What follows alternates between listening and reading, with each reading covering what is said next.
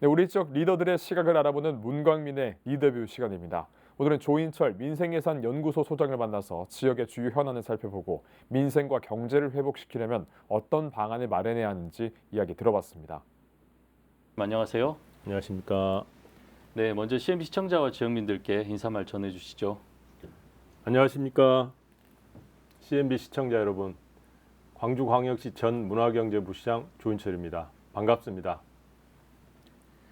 네, 주변에서 소장님을 민생통 그리고 네. 예산통 이렇게 말을 하고 있던데요. 네네. 먼저 소장님 소개 부탁드리겠습니다. 저는 어려서 영광에서 어린 시절을 보내고요. 광주 서석고등학교를 거친 다음에 네. 고려대학교를 졸업했습니다.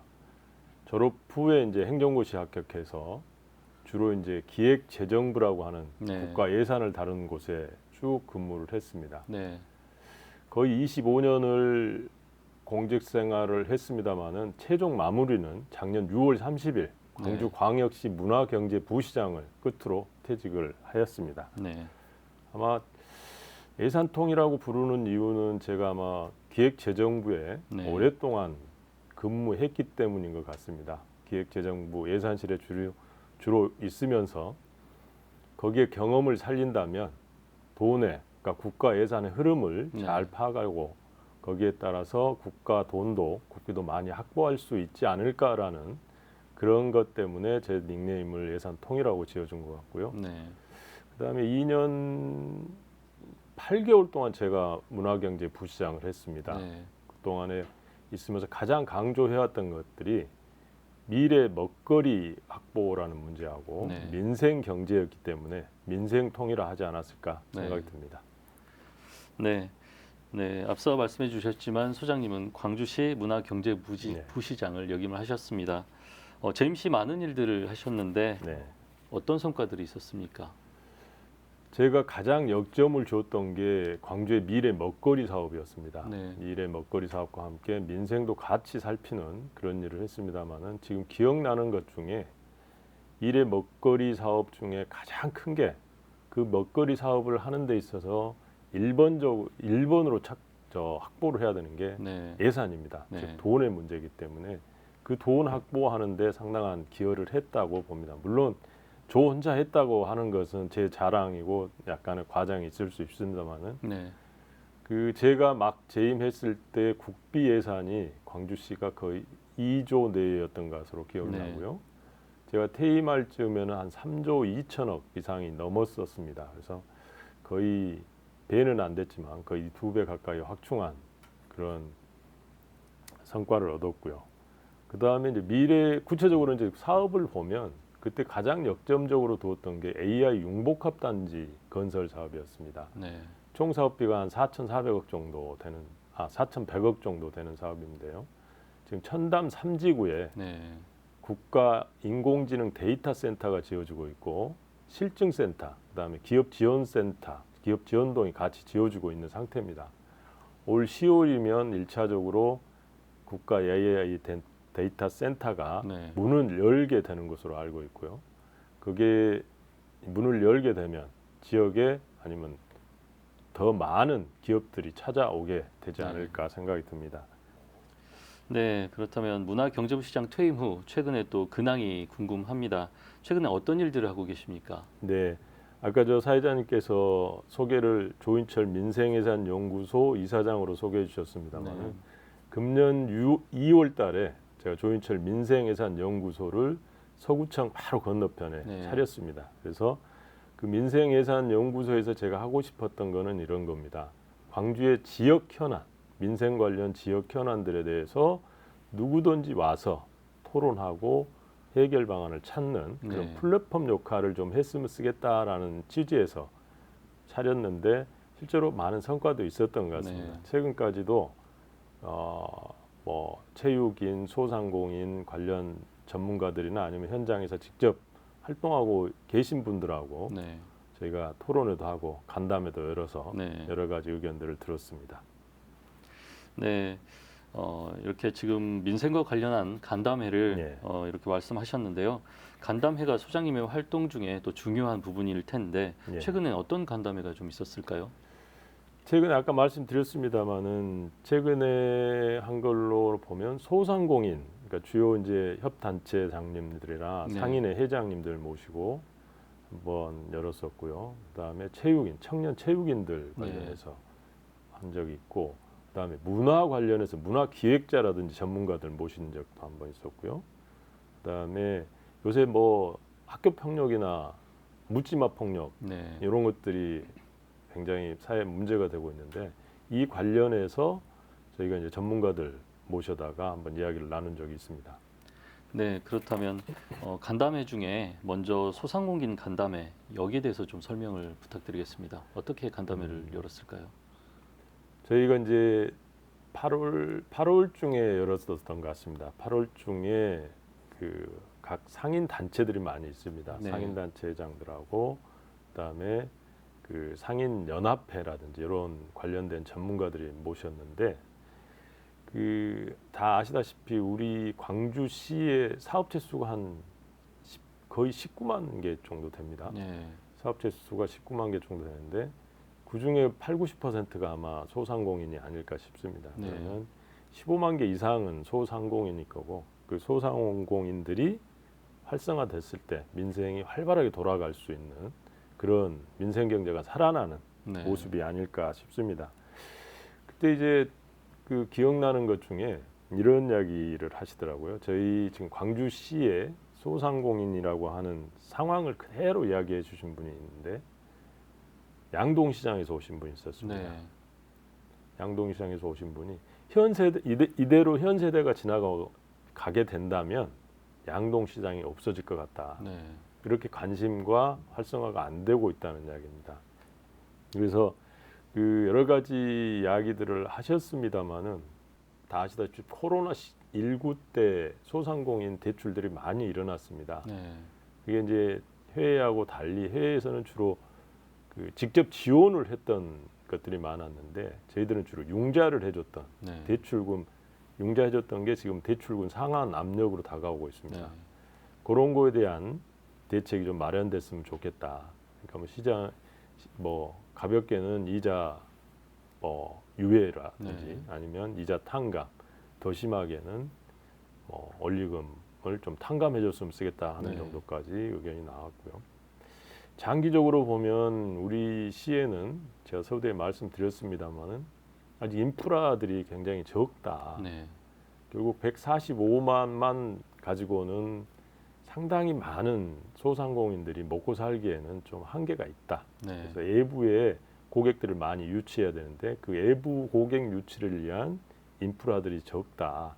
그래서 예로 나온 게 광주청과 무등산이라고 하는 광주에는 네. 천혜의 자원이 있는데 그것들 좀 활용했으면 쓰겠다라는 이야기가 나왔고요.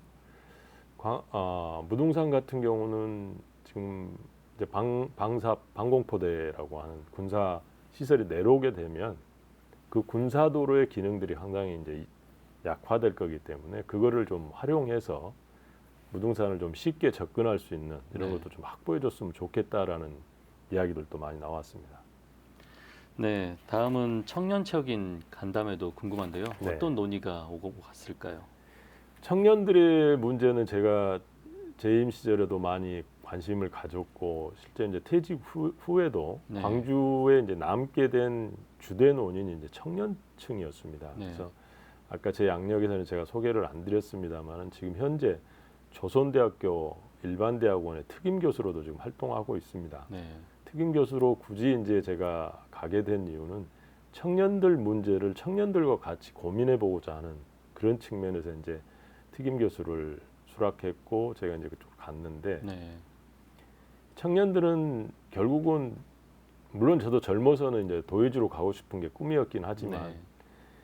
그래도 근본적으로 먹고 살기 여기에 충분하다라고 한다면 굳이 도예지로 가지는 않을 겁니다.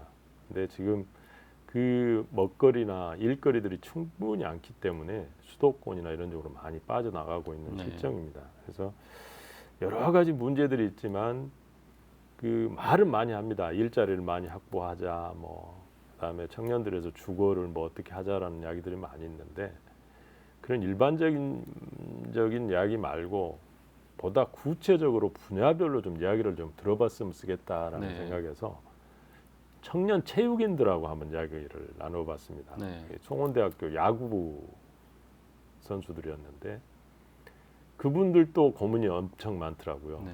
이게 이제 대부분 야구 선수는 저희가 일반인들이 알기는 다 프로야구로 이제 가서 거기서 다 활동을 하는구나라고 하는데 거의 프로야구로 가는 사람은 한두 명밖에 없다는 거예요. 네. 나머지는 전부 이제 다른 일을 해야 되는, 그러니까 자기가 젊어서부터 계속 어려서부터 쌓아왔던 그 일과는 별개의 다른 일을 해야 되는 일이 가장 크다. 네.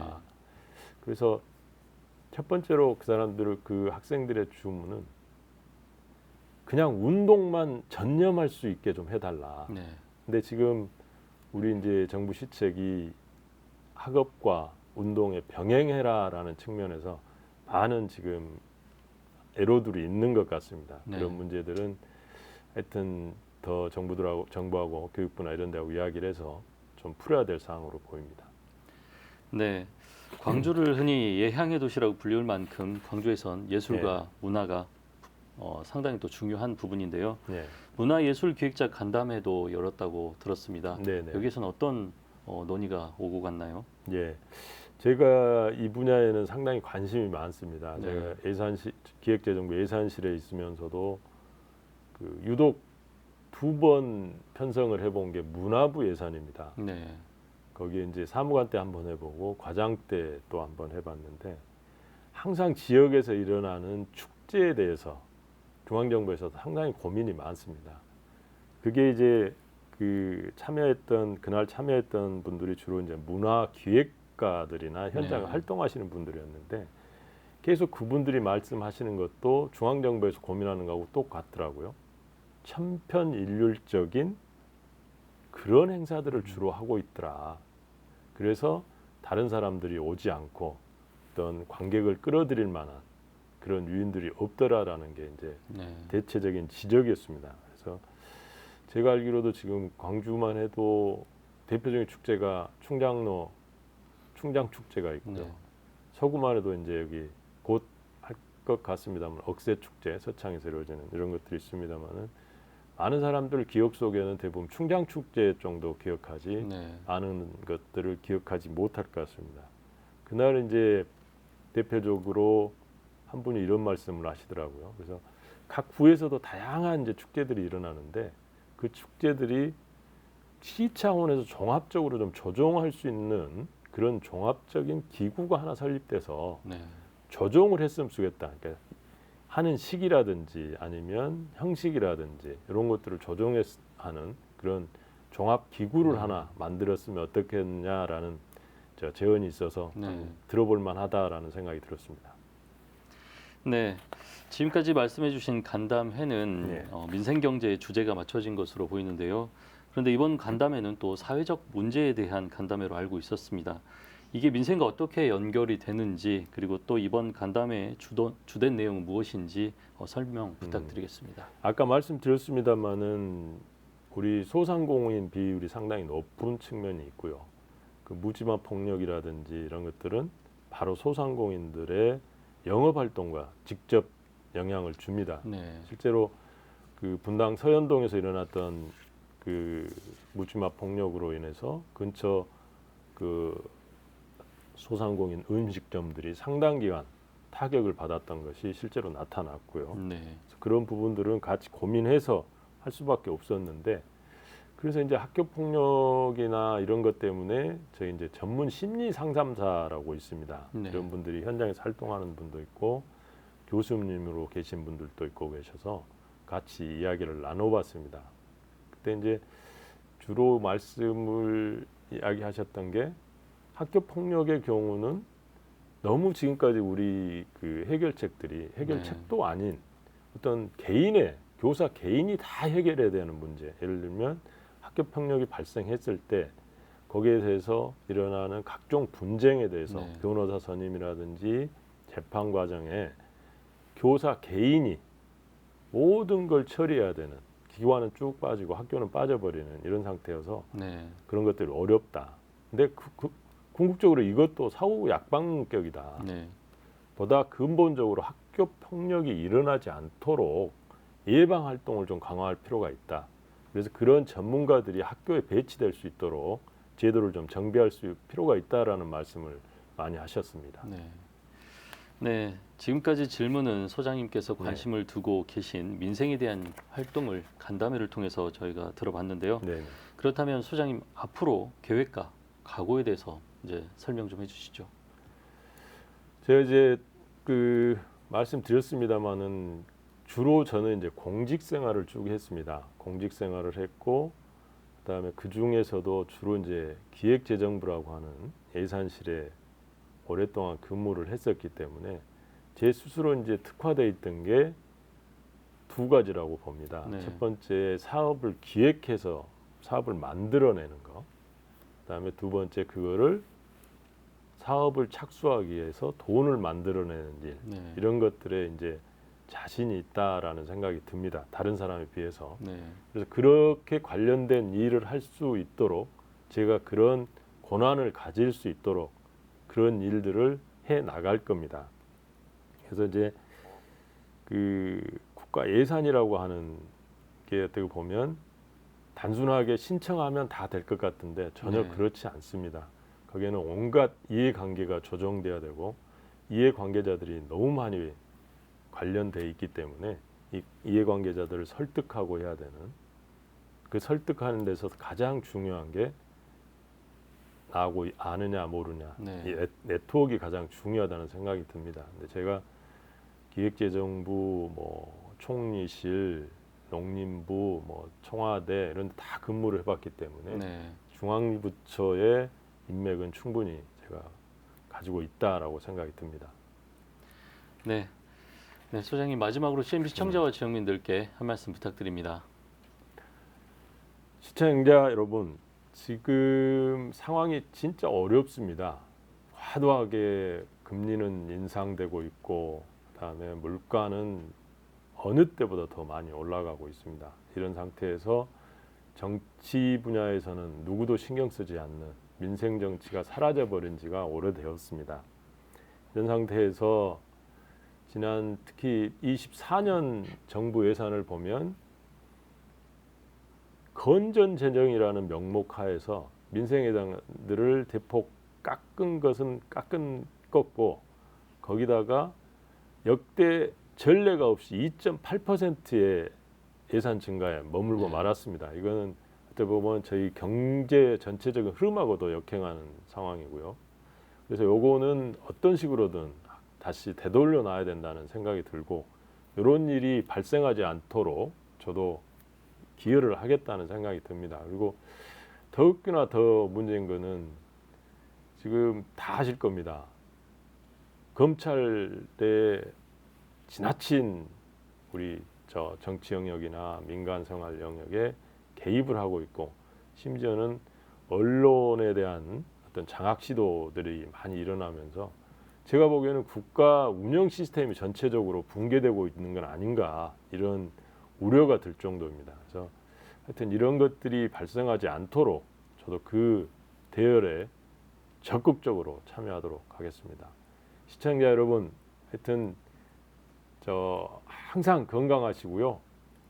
절대 아프면 안 됩니다. 이런 시기일수록 더욱더 강건하게 생활하시기를 당부드립니다. 네, 오늘 말씀 여기까지 듣겠습니다. 감사합니다.